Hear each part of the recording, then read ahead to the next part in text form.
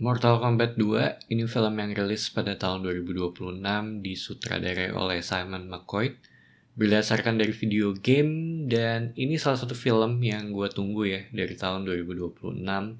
Pas kecil juga gue main versi Sega dari MK3, terus gue main Deception, Armageddon, Shaolin Long sampai ke yang 9. Sisanya gue nggak ngikutin lagi, jadi kurang lebih tahu mengenai ini tuh siapa-siapanya dari sisi karakter. Jadi dari sisi ekspektasi ya lumayan tinggi sih untuk film ini ya. Apalagi ketika ngelihat Shao Kahn di trailer itu baru bener-bener mengerikan. Atau bisa dibilang ya ini tuh Shao Kahn yang gue pengen gitu dari sisi live action. Secara plot masih ngelanjutin dari film yang sebelumnya, namun kali ini lebih berfokus pada sisi turnamennya. Kurang lebih seperti itu dari sisi plotnya, dan sisanya gue nggak mau terlalu banyak spoiler. Dan gue nonton ini di versi IMAX, walaupun ini film for IMAX ya. Cuma untuk detail experience-nya akan gue bahas belakangan. Bagian awal film ada font yang mirip dengan MK klasik, lalu dibuka dengan sesuatu yang brutal. Kita ngelihat bagaimana kisah Kitana dan keluarganya serta hubungan dia dengan Shao Kahn. Dan ini yang bisa dibilang jadi pondasi cerita di Mortal Kombat kedua kali ini. Secara plot ya bisa dibilang cukup simple, udah dijelasin juga ya dari film sebelumnya. Jadi di sini tuh lebih berfokus pada bagaimana caranya untuk ngalahin si Shao Kahn ini. Sebab ia memiliki trik lain di turnamen yang ada sekarang. Aspek karakter jadi salah satu yang banyak perubahan. Buat gue sih lumayan surprise ya dari sisi apa yang terjadi di sini. Terutama untuk nasib para fighter yang ada. Tapi semua jadi berkurang bebannya setelah apa yang bisa dilakukan oleh si Quan Chi ini gitu. Dan seperti apa yang udah gue kira juga kalau Quan Chi akan punya plot penting ya untuk kedepannya juga.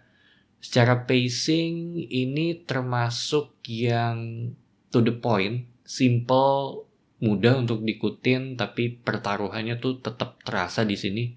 Terutama untuk Shao Kahn yang dari awal tuh ya emang udah ditampilin secara mengerikan gitu dengan brutal dan kemampuannya dia. Dan kalau ngomongin Shao Kahn di sini itu menurut gue jadi ya emang nilai plus banget sih dari film ini ya. Sesuai dengan game klasiknya, terus suara ketawanya juga ada. Presence-nya sih yang menurut gue tuh mengerikan ya. Beberapa move-nya juga sama. Dan sejauh ini juga menurut gue ya ini adalah versi Shao Kahn terbaik ya. Seremnya dapet, brutalnya juga dapet. Terus kalau ngomongin Shao Kahn akan berkaitan juga dengan Kitana. Di sini ya kita jadi lebih tahu gitu mengenai asal usulnya, salah satunya dari sisi cerita kipasnya Kitana ya. Dan backstory-nya dia itu yang jadi plot penting di film ini. Bisa dibilang ya penggerak ceritanya ada di karakternya Kitana. Soalnya awalnya tuh gue kira ini akan dipegang oleh Johnny Cage, tapi ternyata gue salah. Dan Liu Kang juga jadi lebih kuat di sini, atau di film persamanya aja yang belum terlalu kelihatan ya. Padahal menurut gue ya dia adalah karakter utama gitu di game ya. Sedangkan untuk Johnny Cage, ya di sini ya masih oke aja sih. Gue agak ragu karena agak tua ya dari sisi umur, dan itu juga diaddress di filmnya. Dia juga karakter yang banyak ngelempar pop culture atau pop culture reference ya. Jadinya tuh 11-12 dengan karakternya Keno. Cuma ketika ada sequence berdua tuh antara Cage dan Keno, jadi kayak sama aja gitu. Soalnya secara personality tuh ya mereka emang mirip ya di sini.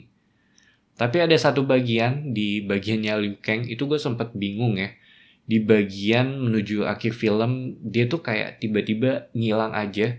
Terus tahu-tahu udah muncul lagi gitu. Cuma sisanya gue nggak mau terlalu banyak spoiler. Dan gue juga ngerasa kalau mereka tuh akhirnya ngefix satu karakter yang banyak orang pertanyakan dari film sebelumnya dengan cara yang menurut gue juga masuk akal dan rapih.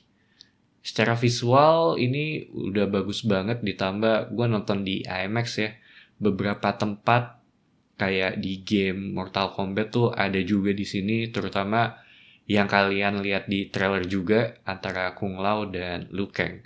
Terus ada satu lagi di bagiannya Shao Kahn dengan salah satu karakter ya. Itu juga sama seperti di game.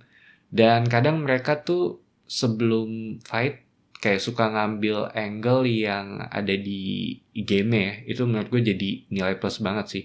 Ngingetin kalau ya ini adalah adaptasi gitu dari game tersebut. Secara sound sebenarnya gue berharap ada techno syndrome di beberapa bagian penting dengan durasi yang lebih lama ya. Atau mungkin ini disiapin untuk akhir ceritanya, tapi overall untuk sound design ini bagus, gue sih nggak ada komplain di bagian ini. Dan sekarang gue bahas versi IMAX-nya. Ini adalah film for IMAX. Ada beberapa scene yang berubah secara aspek rasio ya, jadi full, jadi nggak sepenuhnya menggunakan aspek rasio IMAX. Cuma porsinya ya ini nggak sebanyak yang gue harapin sih. Soundnya juga ini udah kuat banget, tapi kalau ditanya worth it apa enggak, kalau menurut gue kalau ada dana lebih sih ya oke ya. Mungkin keuntungannya kalau lagi bagian action ya buat para fans MK tuh akan lebih terpuaskan aja sih ketika nonton di IMAX ya. Cuma menurut gue ya nonton di teater biasa juga udah oke. So, Mortal Kombat 2 ini film yang di atas ekspektasi gue jadinya. Wajib sih untuk nonton film pertamanya supaya bisa mengerti di film ini gitu. Soalnya mereka tuh langsung melanjutin tanpa banyak recap. Terus ada cameo Ed Boon juga di sini. Actionnya bagus, mereka nge-setup untuk sequelnya juga. Dan menurut gue ini rekomen sih untuk ditonton di bioskop. Jadi itu aja opini gue untuk film Mortal Kombat 2. Thank you for watching, it's me Patrick signing off.